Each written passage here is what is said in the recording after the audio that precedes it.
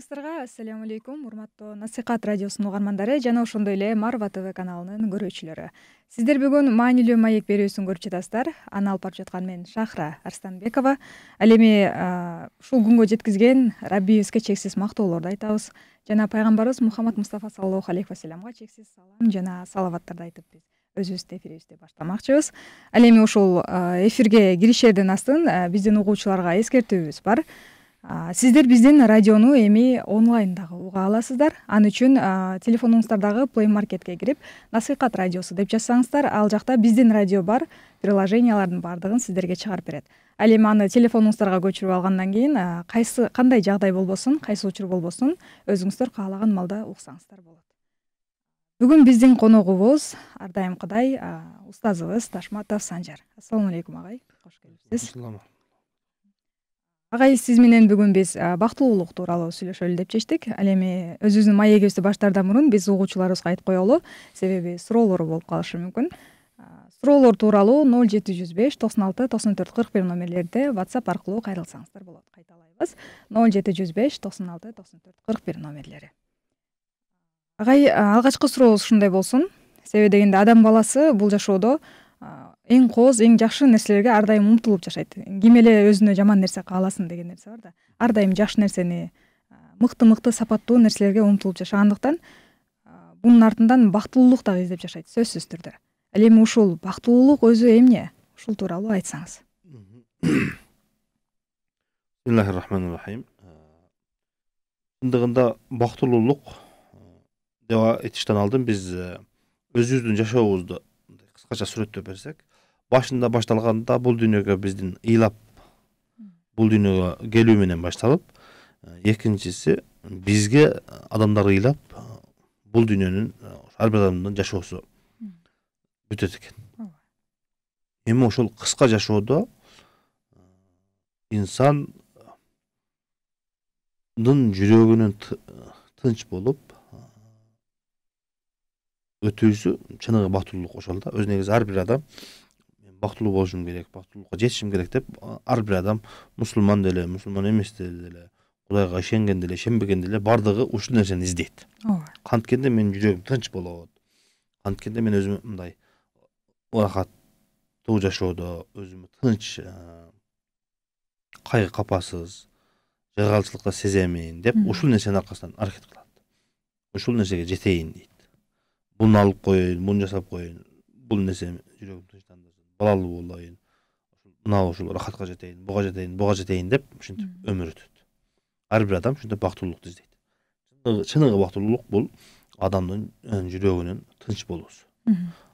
Жүрөгү рахатын таап, өз ордун таап, жүрөгүндөгү боштук жок болуп, бул дүйнөдөн ошол жүрөгүндөгү тынчтык менен, рахат менен башка эч нерседен табылбаган рахат ушул жүрөктүн өзүндө, жүрөк өзүнүн азыгын таап, бактылуу жашап өтүүсү бактылуулук болуп эсептелет. Бирок адамдар ар түрдүү, ар ким бактылуулукту ар жерден издейт. Кээ бир адам бактылуулукту байлыктан издесе, кээ бир адам бийликтен, кээ бир адам өзүнүн келбетинен, сулуулугунан издейт, кээ бир адам жыргалчылыктан издейт, кээ бир адам адамдардын мактоосунан издейт. Ошол адамдар канчалык бүгүнкү күндө интернет болуп атпайбы? Канчалык просмотр көп болсо, канчалык адамдар лайк көп баскан болсо деп ар ким бакыт ушундай ар жерден издейт. Бирок биз айткан чыныгы бактылуулук бул түбөлүктүү бактылуу болуш керек. Ошол издеген нерсеси түбөлүктүү, үзгүлтүксүз, жыргалчылык болсо, ошол чыныгы бактылуулук болуп эсептелет. Рахмат агай. Демек адамдын бул жашоодогу бактылуулугу анын көңүлүнүн тынчтыгы, ал эми акыреттеги бактылуулук болсо бул бейиш деп айтылат экен. Анан бейишке жетүүгө себепчи болгон кандай дейбиз?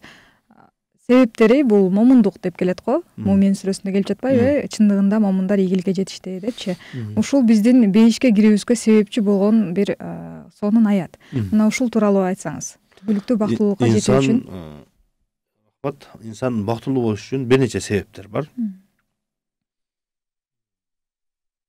Ал себептерди ар бир адам аткарган болсо, ошол Алла Таала көргөзгөн эрежелердин негизинде инсан бактылуу болот. Ошолордун эң эле биринчиси бул insandын Алла Таалага иман келтирүүсү. Алла Таалага иман келтирген адам Алла Тааланын тагдырына ыраазы болот. Демек эң биринчиси бактылуулуктун эң негизги себеби бул иман келтирүү. Себеби иман келтирген адам гана өзүнүн тагдырына ыраазы болот. Алла Таала берген нерсеге ыраазы болот. Иман келтирген адам Алла Таала менен байланышта болот. Себеби адам дүйнөдө жашаганда чектелүү нерсеге байланса, чектелүү нерсе менен бактылуулукту издеген болсо, ошол чектелүү нерселердин бардыгы убактылуу. Азыркы биз айткан байлыктан, бийликтен, жыргалчылыктан, сулуулуктан, ушул нерселерден бактылуулукту издесе, булардын бардыгы убактылуу боло турган чектелүү нерселер да. Алла Таала инсанды жаратканда чексиз бактылуулукка ылайык кылып жараткан да. Эки дүйнөнүн бактын издей турган кылып, эки дүйнөнүн жыргалчылыгына көздөй турган кылып жараткан. Негизи биз инсандын жаратылуусу максаты ошол нерсе. Алла Таала бизде барыбызды атайын ушул менен кулум кыйналсын, азапка түшсүн деп эмес, жыргалчылыкта ийгиликке жетсин, мен ырайымыма мээриме жетсин деп бизге бул дүйнөнүн бардыгын инсанга кызмат кылдырып атат да. Демек эң биринчи нерсеси бул иман келтирүү, экинчиси бул Алла Тааланын жазган тагдырына ыраазы болуусу, үчүнчүсү инсан өзүнүн астындагыларга карап, ой жүгүртүп, ойлонуусу. Дүйнө тарабынан, жакшылык тарабынан өзүнүн үстүндөгүлөрдү караш керек. Мисалы үчүн бирөө адамдарга көп жакшылык кылса, ошол адамга карап үлгү алыш керек. Кайсы бир адам намаз окуп, көп Кудайга жакындап атса, Куран окуп атса, жакшы иштерди, сооптуу иштерди кылып аткан болсо, ошол адамды көрүп үлгү алып, ошолордун аркасынан эришиш керек. Ал эми дүйнө тарабынан, байлыктан, бийликтен, бул дүйнөнүн нерселеринен өзүнүн астындагы адамдарды караш керек. Бир адамдын ден соолугу чың болсо, андан алсыз болгон, мисалы үчүн эки колу, эки буту иштеп турган болсо, кээ бир адамдардын бир колу иштебейт, кээ бир адамдын эки колу иштебейт, кээ бир адамдын эки буту иштебейт, ушундай. Өзүнүн астындагыларды караса, Алла Таала берген нерсеге ыраазы болот. Жүрөгү тынчтанат, менен да кыйналгандар бар экен депчи.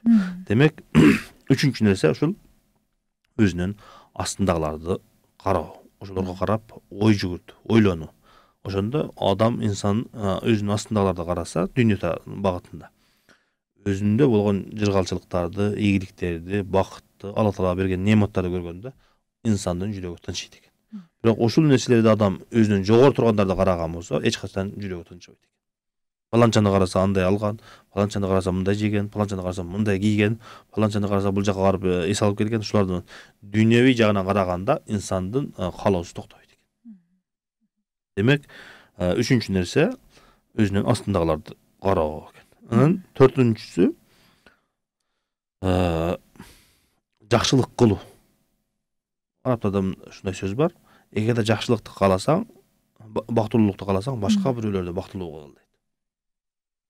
Бул жерде эмнелер кирет эми башка бирөөнү бактылуу кылганда?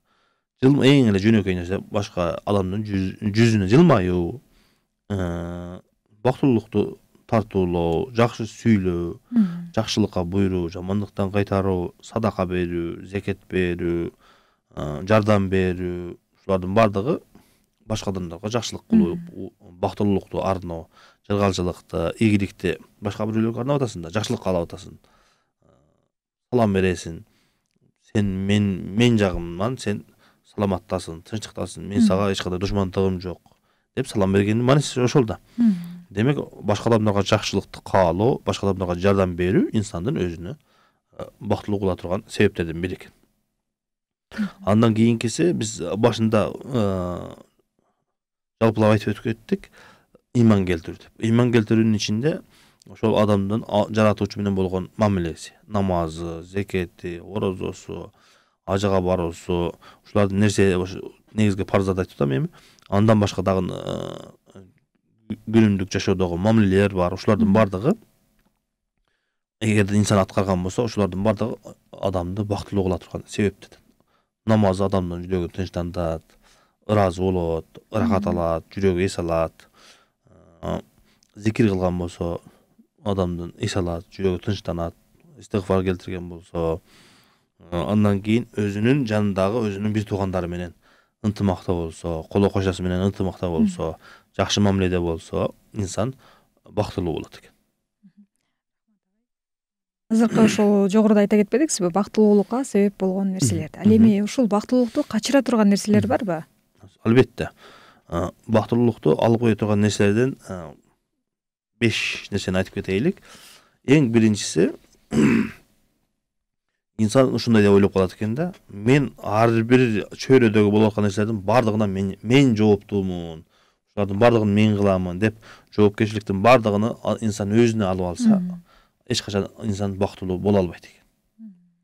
Инсан колунан келишинче жакшылыкты кылыш керек. Иман келтиргенден кийин жакшылыкты кылса, жакшы иштерди кылса, ошол биз айткан азыркы башында айткан жакшы нерселерди Алла Таала буйруган адал нерселерди кылган болсо, бирок ошону менен эле биргеликте ошолордун бардыгына мен жооптуумун деп жоопкерчиликтин бардыгын өзүнө алып албаш керек. Адамдарды, бала чаканы, тууган урукту, коло кошуну, адамдардын чөйрөдөгү бардык адамдарга жакшы мамиле кыласың, бирок алардан болгон кемчиликтерге, алардан болгон жаман нерселерге, адамдын өзүнүн каалоосуна сырткары болгон нерселерге адам жооптуу эмес.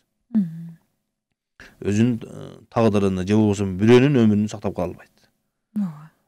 Ата энеси, бала чакасы, досу, Алла Таала бере турган ырызкыны өзүнүн сырт тагдырга жазылгандан ашыкча байлыкты чогултуп ала албайт. Же болбосо башка бирөөнүн байлыгын, башка бирөөнүн ырызкысына тартып ала албайт. Демек, инсан өзүнө буйруган нерселерди аткарып, өзүнүн моюндагы эмес нерселерге мен жооптуумун деп сезбеш керек өзүн. Өзүнүн колунан келбеген, анын кол астында болбогон нерселерге жооптуумун деп сезсе, адам, инсан бактылуу боло албайт экен. Экинчи нерсе, адам өзүнү гана ойлосо, ал адам бактылуу боло албайт экен. Мен өзүм гана жыргашым керек, мен өзүм гана бай болушум керек, мен өзүм гана бактылуу болушум керек, мен өзүм гана деп жакшылыктардын бардыгына өзүнө гана арнап алган болсо, ал адам эч качан бактылуу боло албайт экен. Качан адам жакшылыктардын бардыгына, ийгиликтин, бакыттын, жыргалчылыкты башка адамдарга арнаганда, башка адамдарга тартуулаганда гана бактылуу болот экен. Демек, өтө аша чаап кетип, эч кимге байлыгына эч кимди шерик кылбастан, ийгилигине эч кимди шерик кылбастан, ушулардын бардыгына мен өзүм гана татыктуумун деп алган болсо, ал адам дагы бактылуу боло албайт экен. Үчүнчүсү, ыраазы болбоо. Алла Таала берген нерселерге ыраазы болбой, адам сук болгон болсо, ошондо адам, инсан бактылуу боло албайт экен. Мал дүйнөсү бар болсо деле дагы болсун дейт. Ден соолугу чың болсо дагы нерсени каалайт. Рахат бала чакасы, үй бүлөсү бар, дагы башка нерсени каалайт. Тойбогондук инсанды арам жолдорго, жаман жолдорго, бактысыз жолго жетелей турган нерселер экен. Алла Таала берген нерселерге ыраазы болуп, адам канаттанган болсо, бактылуу болот экен. Ошон үчүн ал пайгамбарыбыз саллаллаху алейхи ва саллям дуаларында айтып келет: "Тойбогон нафсиден мени сактагын" деп. Адамдын, инсандын нафсиси тойбогон болсо, ал эч качан тойбойт экен, бир гана өлгөндө бир ууч топурак менен гана тое турган нерсе экен да. Демек, инсанга берген нерселерге ыраазы болуп, ошону канаттаныш керек экен. Андан кийинкиси, төртүнчү инсанды бактылуу кылбай турган нерселердин төртүнчүсү бул өзүнүн бактыны башка бирөөлөргө байлап алгандык. Алла Тааладан башкага байланган болсоң, ошол бактылуулуктун, сен издеген нерсенин бардыгы ошол адамга байлап алып атат дейм. Ал адам убактылуу, бир күн өлөт, бир күн байлыгы түгөйт, бир күн бийлиги түгөйт, бир күн сулуулугу түгөйт. Сулуулукка байланган болсо, бийликке болсо, бийлиги бир күн түгөйт.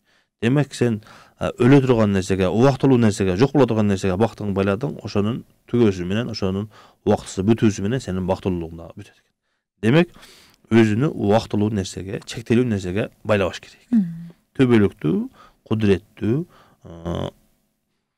Алла Таалага бактылуулукту Алла Тааладан издесе, Алла Тааланын дининен издесе, Алла Тааланын жолунан издеген болсо, ал адам сөзсүз түрдө бактылуу болот экен.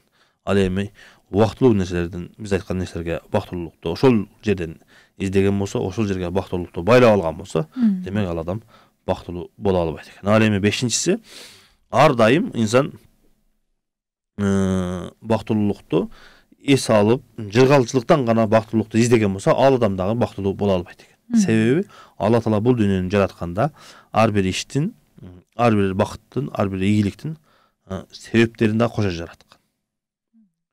Алма быш озуна түш деп эле бир күн турса эле адам инсан өзү бардык нерсе өзүнөн өзү болуп бактылуу болуп калбайт экен. Демек, инсан аракет кылыш керек. Кыймыл аракетте ошол биз айткан жакшылыктарды, биз айткан бактылуулукту адам издеш керек. Алла Таала менен болгон байланышта, коомчулукта, адамдарга болгон жакшылыкта, адамдар менен болгон мамилесинде аракет кылыш керек. Адамдарга жакшылыктарды арнаш керек, бактылуулукту жеткизгенге, жыргалчылыкты жеткизгенге, жардам бергенге, башка бирөөлөрдүн жүрөгүнө жылуулукту, ырайымдуулукту, мээримдүүлүктү, бактылуулукту киргизгенге аракет кылсак, ошондо ал адам бакытка жетет экен. Демек, бактылуулукту алып кете турган нерселер ушул 5 нерсе. Булардын эң негизгиси бул инсан Алла Таалага ыйман келтирбей коюусу. Инсан Алла Таалага ыйман келтирбесе, же болбосо ошол таризде иштерди, амалдарды кылган болсо, ошол адамды дагы Алла Таала бактылуу кылбайт экен. Бул дүйнөнүн эрежеси да ошондой экен, ал адам бактылуулукка жете албайт экен. Күнөө иш кылгандан кийин ар бир адам өзүнү кемсинтет. Кайгы капага батат. Өз негизи бул дүйнөнүн башында айтпадыкпы биз? Бул дүйнөнүн жыргалчылыгы, бактылуулугу бардыгы убактылуу. Эгерде ошол жыргалчылыктар, ырахаттар адал нерсе болсо, ал дагы өз негизи убактылуу болуп атат. Эгерде ошол издеген нерсеси, издеген бактылуулугу, издеген жыргалчылыгы адал эмес, арам нерсе болгон болсо, жанагы убактылуулукка кошула турган экинчи нерсе бул адам өзүнү бактысыз сезет, өзүнү кемчиликтүү сезет күнөөдөн кийин. Андан кийин кайгы капаны алып келе турган нерселер. Бирөөнүн акысын жесе сөзсүз түрдө алып кайгы капада болот. Кааласа кааласа жүрөгү тынчтанбайт. Себеби бирөөнүн акысын жеди. Туура эмес жолго жүргөн болсо, жаман жолго жүргөн болсо, Алла Таала буйрубаган жерге баскан болсо, сөзсүз түрдө күнөөдөн кийин инсан өзүнө күнөөкөр сезип, пас сезип, кыйналып, ал адамдын жүрөгү тынчтанбайт экен. Демек, эң негизгиси Алла Таалага ыйман келтирбей коюу дагы бул бактысыздыктын эң башкы себептеринен бири. Рахмат агай, ушул жогоруда бактысыздыкка алып баруучу себептердин бир нече себептерди айта кетпедиңизби? Ал эми ушул нерседен биз өзүбүздү оолак кармоо үчүн бактылуулукту, ошол көңүлдүн тынчтыгын канткенде өзүбүзгө, жүрөгүбүзгө бекем орното алабыз? Бул дүйнө мындай дейт: "Ад-дүйнө тагурру ва тадурру ва тамур" дейт. Бул дүйнө адамды алаксытып коет экен. Бул дүйнөнүн кооздугу, жыргалчылыгы, ырахаты инсанды алдап коет экен да. Мен ушул нерсенин түбүрүктүү ырахатта болом, ушул менин байлыгым, бийлигим, сулуулугум, менин күчтүүлүгүм, ден соолугум ар дайым туруктуу болот деп ойлоп калат экенбиз, алданып калат экенбиз. Экинчиси, анан биздин ушинтип алданып калгандыгыбыз бизге зыян берет экен да. Ошон үчүн айтып атпайбы хадисте? Бадирул амалу салиха дейт. Жакшы амалдарга. Кур'ан-ы Керимде "Васариу иля магфиратин". Алла Тааланын кечиримине шашылгыла дейт.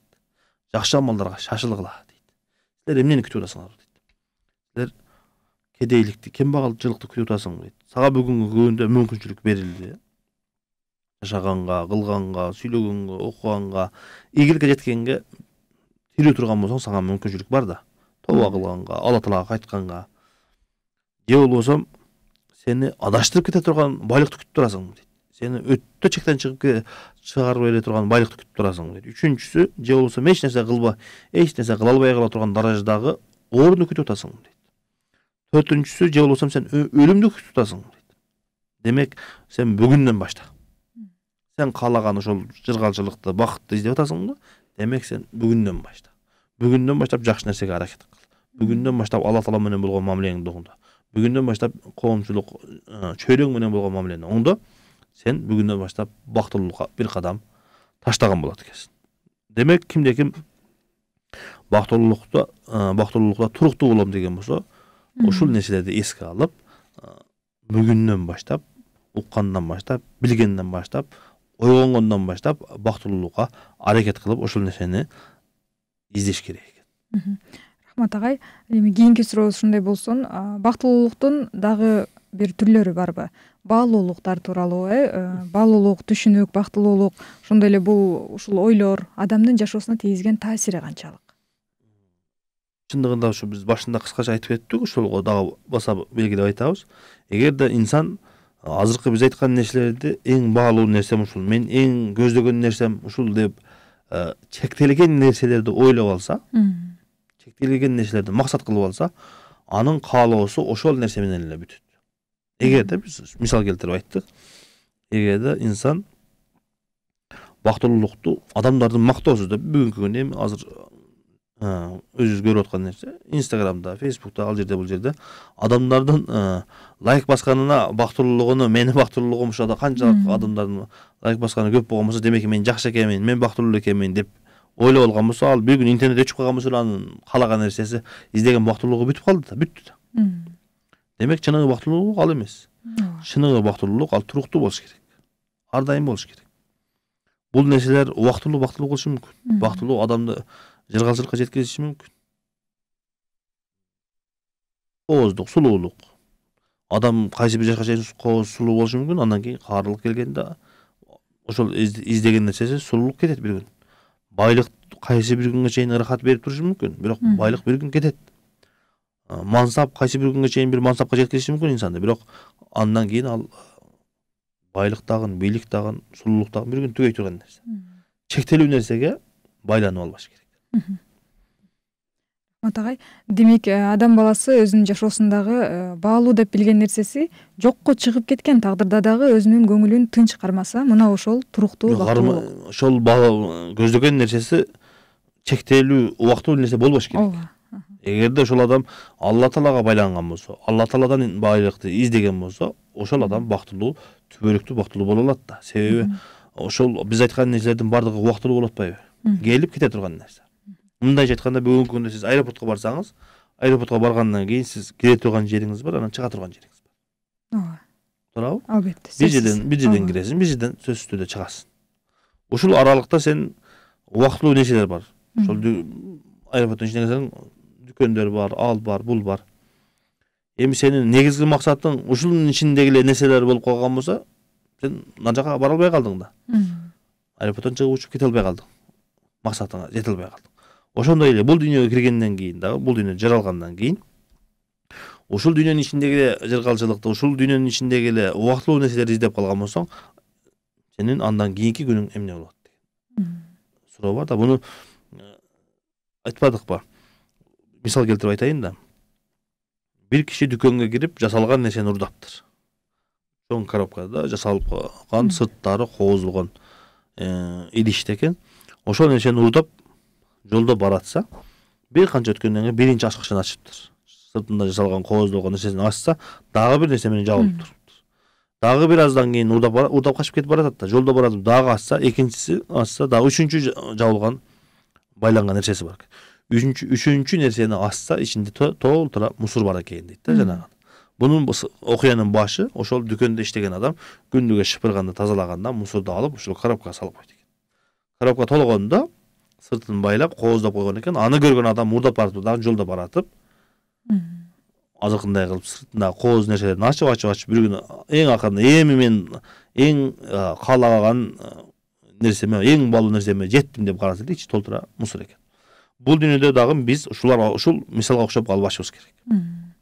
Менин бактылуулугум, жыргалчылыгым, менин ийгилигим мансап экен, байлык экен, бийлик экен, убактылуу рахат экен деп анысына, мунусуна жүгүрүп ачып издеп атканыбызда эле бир күн бизге өлүм келип калганда, биз издеген байлыктардын бардыгы, биз издеген бактылуулуктардын, биз издеген баалуулуктардын бардыгы эч кандай кадыр баркка ээ эмес экенин билип кала турган адам сыяктуу болуп калышыбыз керек. Азыркы айткан мисалдагыдай.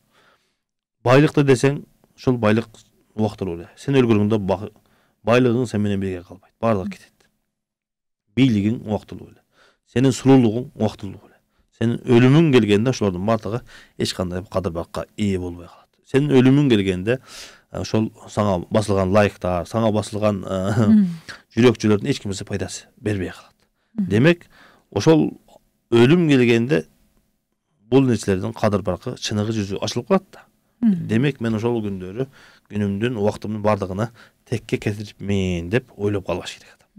Албетте агай туура айтасыз. Чынында адам баласы бул дүйнөдөгү чектүү нерселер менен чектелип кала турган болсо, барып ал таштандык айланат дагы, анан адамга түбөлүктүү бактылуулукту тартуулай албай калат. Агай мындан кийинки суроо ушундай болсун. Бактылуулук бул майда нерселерде деп айтып коюшат эмеспи? Жана орустарда ушул сөз бар, счастье в мелочах дешет, Бунун канчалык деңгээлде чындыгы бар жана чындап эле майда чоң болуп бөлүнөбү? Ошон үчүн айтып атпайбызбы, биз момун мусулмандын өзгөчөлүгү башка адамдан. Алла Таала берген ырыскыга, Алла Таала тагдыр кылган нерсеге ыраазы болуу да. Анын байлыктын көптүгүнө же болбосо ден соолуктун бардык бул дүйнөнүн жыргалчылыгынын бардык шарттары түзүлүүсүнө шарт эмес. Инсан оорукчан болуп төшөктө жатып деле бактылуу болушу мүмкүн. Инсан кедей кембагал болуп деле бактылуу болушу мүмкүн. Инсан атасыз деле, баласыз деле, эгерде турмушунда жашоосунда ушундай болуп калса, ошонсуз деле бактылуу болсо болот. Кантип Алла Таала берген нерсеге ыраазы болуп, өзүнү тынчтандырып, ыйман келтирип, ушул нерседе дагы Алла Тааланын бир жакшылыгы бардыр деп, Алла Тааладан жакшы нерсени үмүт кылып жашаса, сөзсүз түрдө ал адам бактылуу жашайт. Ыймандын негизинде. Ал эми ыйманы болбогон болсо, ушул нерселердин бардыгын четке кагып, өзүнүн жашоосуна Алла Таала берген ырыскыга, Алла Таала жазган тагдырга наразы болот дагы, ал адам бактылуу боло албай калат экен. Себеби энди ушундай адамдардын оозунан көп чыккан сөз: мен эч бир бактылуулукту көрбөдүм, эч бир жакшылыкка жетпедим деп наразы. Демек ал адам сиз айткандай Алла Таала берген нематтарды көрө алган жок. Өзүнөн астыңкы адамдарды көрө алган жок. Канча адамдар кыйналып жүрөт, канча адамдар үй жок жүрөт, канча адамдар мекени жок жүрөт, канча адамдар бала чакасы, тууган уруу, топтогула жетим болуп жүрөт. Канчалаган адамдар ошол өзүнүн жери, мекени жок жүрөт. Канча адамдарда согуш жашаганга мүмкүнчүлүк жок. Туурабы? Демек, башка адамдарды, өзүнүн астындагы адамдарды караса, адам өзүнүн жашоосуна, Алла Таала берген ырыскыга, Алла Таала жазган тагдырга ыраазы болот экен. Ошонун негизинде инсан бактылуулукка жете алат. Бизге суроо келген экен. Агай, саламатсызбы? Кээде өзүмдү бактысыз сезип кетем. Кантип өзүмдү бактылуу сезе алам? Чындыгында бул адамдын табигый нерсеси. Качан биз башында айттык, инсан жүрөгүндө боштук болсо, инсан ошондо бактысыз болот да. Кеше жакында эле көрбөдүкпү? Америкада чоң 2019 бекен жылы эң сулуу деген кыз 9 этаждан өзүн таштап өлүптүр. Демек, бактылуулук ошентип элдин арасында эң сулуусу сен экенсиң деп мактоого жетүүдө эмес экен. Мына өнүккөн мамлекеттерде жашоонун бардык шарты түзүлгөн. Жашоого ыңгайлуу жашоого шарттын бардыгы түзүлгөн. Машина десе бар, жанын кыйнабайт, идиш аяк жууганга, өзүнүн кийимин жууганга, мындайча айтканда бул дүйнөдө эч кандай кыйналбайт. Бардык нерсесин телефондо башкарат. Демек, инсанга жашоонун бардыгы шарты түзүлгөн менен жүрөгү бош болгон болсо, ал адам бактылуу боло албайт экен. Инсанга кээде ушундай кайгы капа келиши мүмкүн, оорушу мүмкүн, кыжалат болушу мүмкүн.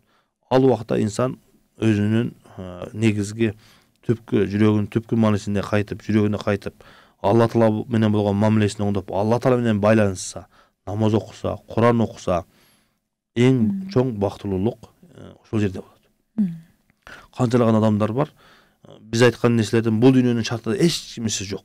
Бирок ал адамды карасаңыз, дүйнөдөгү эң бактылуу менмин дейт. Ал жүрөгүндө бактылуулукту кантип тапты?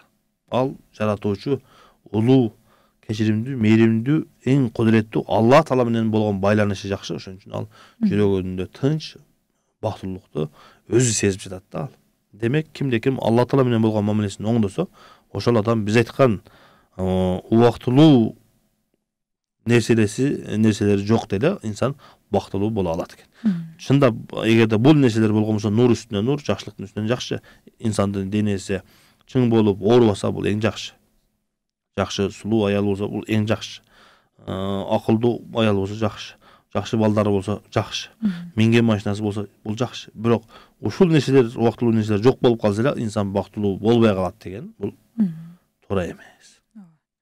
Эң туура кеңешиңизди айта кеттиңиз. Ал эми уккан ар бир угарманыбызга сөзсүз түрдө дин акыретине пайда алып келсин деп дуа кылабыз.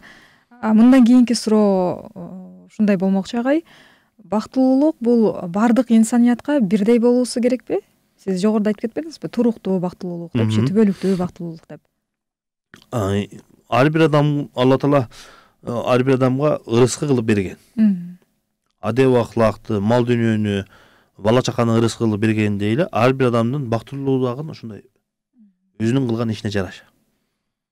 Алла Таала бул дүйнөнү жыргалчылыгын, бактын дагы кокустан эле келе турган нерсе кылган жок. Ошонун себептери бар. Кимде ким бактылуу болом деген болсо, ошол бактылуу кыла турган себептерди кылыш керек. Ошого жараша ар бир адам бактылуулукка жетет. Ар бир адам Алла Таала менен болгон байланышын оңдосо, канчалык жакшы болгон болсо, ошончолук бактылуу болот. Башка адамдарга канчалык көп бактылуулукту арнаса, башка адамдарга канчалык бактылуулукту жеткизген болсо, ал адам ошончолук бактылуу болот. Мисалы үчүн 100 жетимге жардам берип, аларды багып, карап, жардам берип аткан адам менен эч бир адамга жардам бербеген адамдын айырмасы сөзсүз бар да. Же болбосо 10 адамга жардам берген адам менен 100 адамга жардам берген адамдын айырмасы сөзсүз бар. 100 жетимди карап, алардын менен оорусуну, кыйынчылыгын бирге сезип, аларды ар дайым багып аткан адамдын жүрөгүндө кандай биз ойлогондой бакыт бар. Ар бир бала сүйүнгөн сайын анын жүрөгүндө бакыт. Бирөөлөргө жардам берсе. Ал эми 10 адамга жардам берсе, ал деле жакшы ийгилик, бактылуулук. Бирок жанагындай көп адамга жакшылык кылгандай. Ал үчүн бир адам күндүгө Куран окуйт. Күндүгө Алла Таала менен байланышта. Алла Таала менен намазды убагында окуйт, ар дайым окуйт. Куранды көп окуйт. Ал адамдын бакыты менен Куранды аз окуган адам, намазды убагында окубаган адам экөөнүн айырмасы сөзсүз бар. Ушундай. Демек, ар бир адам өзүнүн ошо кылган жакшы ишине жараша бактылуулукту сезет. Атагай, кийинки сурообуз адамдын мүнөзүнө жараша болмокчу. Адамдын мүнөзү дагы бактылуулугуна себепчи боло алабы же терс таасирин тийгизе алабы? Сөзсүз түрдө. Инсан кээде мындай болуп калышы мүмкүн да. Жакшы нерселери бар, бирок адамдын жүрүм туруму, адеп ахлагы начар болуп калышы. Мындайды пайгамбарыбыз хадисте айтып кеткендей, эң чоң банкрот адам деп коет да. Пайгамбарыбыз сахабалардан сурайт да, банкрот болгон адамды ким деп түшүнөсүңөр дегенде, ал адамдын ушундай байлык билиги бар.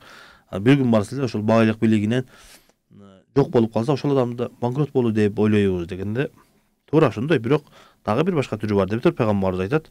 Бул дүйнөдө жакшы иштерди кылып, жакшы нерселердин баардыгын кылып, жакшылыктын баардыгын чогултуп, сооптун баардыгын чогултуп, акыретке барганда адамдардын акысын жеп, адамдарга зулумдук кылып, чектен чыгып, күнөө иштерди көп кылып, адамдардын акысына өтүп кетип дейт. Бул дүйнөдө чогулткан баардык байлыгы, бул дүйнөдө чогулткан баардык сооптору, жетишкен ийгиликтердин баардыгы башка бирөөлөргө кетип калган болсо, ал адам эң бактысыз адам. Ошол адам эң банкрот болгон адам дейт. Демек, ошондой болуп калышы мүмкүн. Адамдын жүрүм туруму, адеп ахлагы, тили менен, колу менен берген башка адамдарга берген азасы, зыяны ал адамга бактысыздыкты сөзсүз түрдө тартып келет. Ал эми ошонун эле тетириси, эгерде жакшылык кылган болсо, ошол жакшылыктар адамга ийгиликти, бактылуулукту алып келе турган нерсе. Мисалы үчүн, башка бирөөгө жылмайсаң, башка бирөөгө салам берсең, ошолордун баардыгы инсанга бактылуулукту, ийгиликти, жыргалчылыкты алып келе турган нерселер. Атагай, кийинки сурообуз, динден бактылуулук тапкандар жана таба албагандар дагы барбы? Биздин ушул динге келип, бирок бактылуулук таба албагандар. Ал эми динде жүрүп, ошонун бактылуулукту дамын сезип татып калгандар. Демек, туура айтасыз, бул жакшы суроо.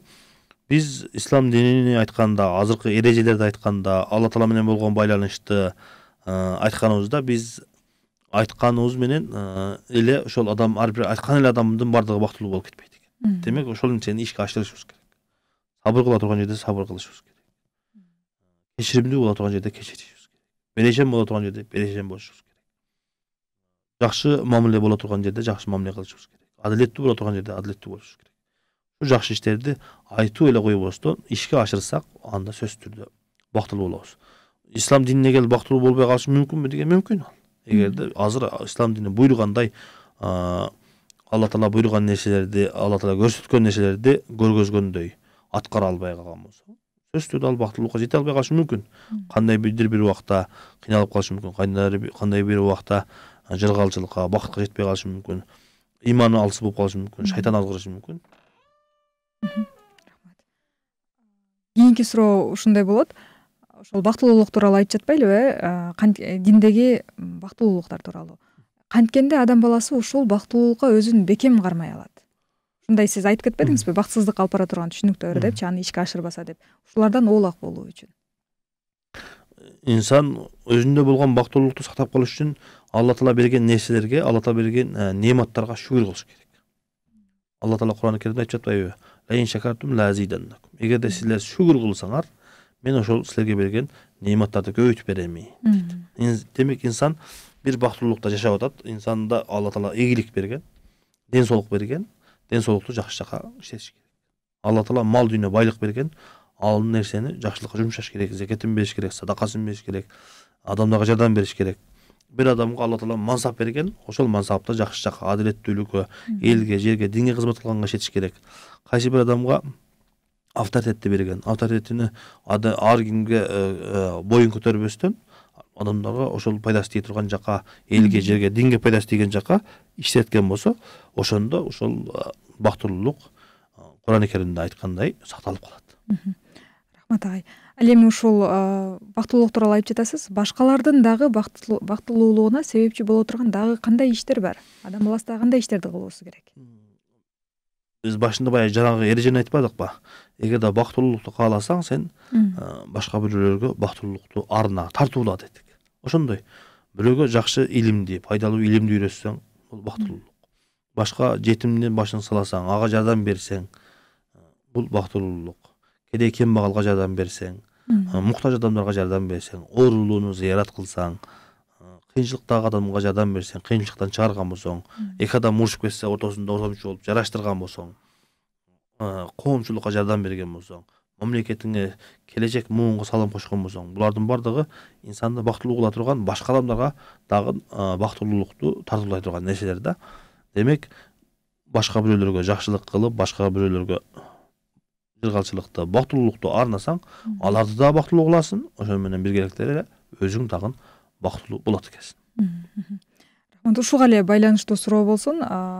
Ушундай бир өзүнчүл адамдар дагы болот, өзүнүн эле жеке максатын, кызыкчылыгын көздөгөн. Ал эми ошол эле учурда коомдун дагы кызыкчылыгын көздөп жүргөн адам болот. Ушул экөөнүн кайсынысы жакшыраак? Өзүнүн жакшылыгын, бактылуулугун көздөгөн адамдыкы же коом үчүн? Биз башында айтып өттүк, ошол адамдан бактылуулукту тартып алып кое турган, урдап кое турган нерселердин бири бул менсинүү. Өзүнү гана ойлоо. Эгерде инсан өзүнүн гана жыргалчылыгын, өзүнүн гана бактылуулугун ойлогон болсо, ал адам бактысыз болот.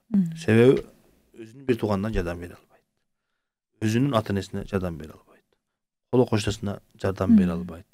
Жакындарына жардам бере албайт. Ошолордун бардыгынын байлыктарын, бийликтерин, ошолордун бардыгынын рахатына мен өзүм гана жетишим керек деп өзүнү гана ойлойт. Демек, бул тетирисинче инсандын бактылуулугуну, ийгилигини тартып алып кое турган нерсе экен. Ошондой эле азыркы учурдагы бактылуулукту көп бөлүктөрүн айтып жатпайсызбы?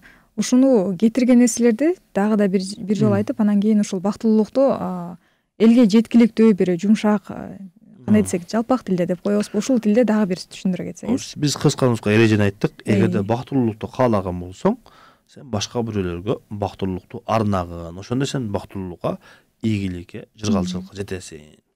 Рахмат агай. Ошону менен биздин эфирибиз аягына чыкканы калды. Сизге акыркы сурообуз ушундай болсун, жеке өзүңүзгө бергибиз келип жатат. Сиз өзүңүз бактылуусузбу? Жана ошондой эле ушундай бир сыноолор болду беле, сиз көңүлүңүздү тынч кармап чыгып кеткен учурлар? Кененирээк айтып берсеңиз. Кудайга шүгүр, бул албетте мен өзүмө бактылуу сеземин. Алла Таалам берген нематтарга көз чаптырсаң, чындыгында инсан бактылуу экендигин сезесиң. Өзүңүн мусулман экендигиңе карасаң, бактылуу экендигин сезесиң. Себеби канчалаган адамдарды көрүп, билип жүрөбүз, башка мамлекеттердеги адамдарды көрүп жүрөбүз. Алла Тааладан башка нерсеге сыйынып калсаң, абалың кандай? Ташка, уйга, малга, алдынан тышканга сыйынып жүргөн адамдарды көргөндө сен чыныгы мусулман экендигиң билип бактылуу болосуң, сезесиң өзүң бактылуу экендигиң. Себеби сен кайрыла турган нерсе, сен жалбара турган нерсе, сен сурай турган нерсе бул улуу жаратуучу Алла Таала. Эч кимге муктаж эмес. Сен корко турган нерсе бул жалгыз Алла болсо, сен сурана турган бир гана жалгыз Алла Таала болгон болсо, сөзсүз түрдө сен бактылуу болосуң. Эгерде сенин кайрана турган нерсең бул эң күчтүү зат болсо, сен таяна турган нерсең бул эң ырайымдуу, мээримдүү болсо, бул дүйнөнүн кандай кыйынчылыгы болбосун, сурай турган, таяна турган нерсең эң улуу, эң беришен, эң кудуреттүү зат Алла Таала болгон болсо, сөзсүз түрдө бактылуу болосуң. Экинчиси, өзүңдүн астындагыларды карасаң, канчалаган адамдардын арасында ден соолугуң чың болуп турса, көрүп турсаң, сүйлөп турсаң, жашаганга мүмкүнчүлүк болуп турса, ушундай Кыргызстан ушундай жакшы жерде жашап атсак, Кудайга шүгүр бизде тынччылык болуп атса, уруш согуш жок болсо, бала чакабыз, туугандарыбыз, коомчулугубузда тынччылык болуп атса, адамдардын арасында жакшылык болуп атса, адамдар алдыга жылып атса, сөзсүз түрдө инсан бул нерселерди көрүп, Алла Таала берген неаматтарды көрүп ыраазы болосуң, бактылуу болосуң. Ошону менен эле биргеликте өзүңдүн астындагыларды, башка мамлекеттеги кыйынчылык болуп аткан жерлерди көрүп, бизге Алла Таала кандай чоң бакытты, жыргалчылыкты тартуулап жатканын көрүп бактылуу болосуң. Рахмат агай, бизге суроо келген экен, сүйгөнүнө жетсе бактылуу болобу дейт. Эгерде биз жана башында айтып өттүк, чектелүү нерсеге бактылуулукту байласаң, ошол чектелүү нерсе менен бактылуулук бүтүп калышы мүмкүн. Бирок хадисте айтылган, инсандын бактынан бири бул жакшы үй бүлө, жакшы аял, жакшы үй, жакшы кошуна, жакшы унаа деп менген нерсеси деп. Адамдын бактылуулугуна деп ошолордон деп айтканда, ушул биз айткан 4 хадистеги нерсеге кирет бул. Эгерде жакшы аял, салиха аял, Кудайдан корккон аял, бул дүйнөнүн жыргалчылыгынан, рахатынан, бактылуулугунан болуп эсептелет. Ал эми бактылуулуктун бардыгы ошол деп алгандык бул туура эмес. Бактылуулуктан десе, бул эч кандай маселе жок бул жерде. Бул дүйнөнүн бактылуулугунан, аз биз айткан бала чакалуу болсо, үй бүлөлүү болсо, жакшы үйү болсо, жакшы кошунасы болсо, жакшы минген унаасы жакшы болгон болсо, бул дүйнөнүн бакыттарынан шек күмөн жок бул нерсеге. Бирок ошол бактылуулуктун бардыгы ушунун бирөөсүндө, же болбосо ушулардын бардыгында бактылуулуктун бардыгы ушул эле нерселерди деп алган болсо, бул туура эмес. Рахмат агай. Акыркы сурообуз ушундай болсун. Биз эфирибиз башталганда айтпадык беле, момундук даража депчи. Ал эми бул жашоонун бактылуулугун табуу үчүн, даамын татуу үчүн албетте көңүлүбүз тынч болбосу керек. Ал эми түбөлүктүү бактылуулук болгон бейишке жетүү үчүн момундук даража керек экен да. Ушул момундук даража тууралуу кененирээк айтсаңыз, анан биз ушуну менен эфирибизди жыйынтыктайлы иншалла. Биз башында айтып өттүк, 3 нерсе дедик. Алла Таалага баш ийүү, анан бул дүйнөдөгү табигый бактылуулуктар, азыр биз айтып өткөн үй бүлө, бала чака, ден соолук, ушундай нерселер. Үчүнчүсү, ушул азыркы нерселерден, адамдын жыргалчылыгынан, бактылуулугунан тосуп кое турган нерселерден оолак болуусу. Бул нерселерде эгерде адамда табылган болсо, эң негизгиси башында адамдын ыйманы, Алла Таалага баш ийүүсү болгон болсо, андан кийинки нерселер ушул адамдын жашоосунда келе турган эң негизги эмес бактылуу нерселер да, толуктоочу нерселер. Толуктоочу нерселердин канчалык көп болгондугуна эч кандай зыян эмес. Ар бири нур үстүнө нур болот. Бирок ошолорсуз деле бактылуулукка жетсе болот деп айтат элек да. Ошон үчүн Алла Тааладан сураганыбызда ар дайым бизге Алла Таалам бул дүйнөнүн дагы, ахиреттин дагы жакшылыгын бер деп сурайбыз да. Раббана атина фид дунья хасана ва фил ахирати хасана. Бул дүйнөнүн дагы жакшылыгын бергин, ахиреттин дагы жакшылыгын бергин деп Алла Тааладан сурайбыз. Ошон үчүн биз эфирибиздин акырында дагы ушул дуаны Алла Таалага кайрылып дуа кылып сурап кетет элек. Алла Таалам бизге, өзүбүзгө, бала чакабызга, үй бүлөбүзгө, мамлекетибизге, элибизге, жерибизге Алла Таалам бул дүйнөнүн дагы, акыреттин дагы жакшылыгын берсин деп Алла Тааладан сурап кетебиз. Амин. Аллах разы болсун агай. Айткан дуаларыбыз иншалла кабыл болсун. Ал эми биздин ушуну менен эфирибиз соңуна келип калды. Сиздер бүгүн маанилүү маек берүүсүн көрдүңүздөр. Ал эми биз талкуу кылган тема бул адам затынын жашоосундагы бактылуулук тууралуу болду. Бул эфирди сиздер ар дүйшөмбү күнү кечки саат 7-ден 8ге чейинки вакытта көрө аласыздар. Ал эми биз эфирибиз башталганда эскерте кеткенбиз, дагы да эскертебиз. Эгерде сиздер ушул биздин Насыйхат радиосунун уктурууларын ар кайсы учурда өзүңүздөр каалаган маалда окугуңуздар келсе, анда телефонуңуздардагы Play Marketке кирип Насыйкат радиосу деп жазсаңыздар, биздин радио бар приложениялардын баардыгын сиздерге чыгарып берет. Ошолордун ичинен бирөөсүн тандап телефонуңуздарга көчүрүп алгандан кийин сиздер өзүңүздөр каалаган маалда угуп жүрсөңүздөр болот. Бул эфирди алып барган мен Шахра Арстанбекова. Ал эми кийинки эфирлерде жолугушканга чейин баардыгыңыздарга ассаляму алейкум.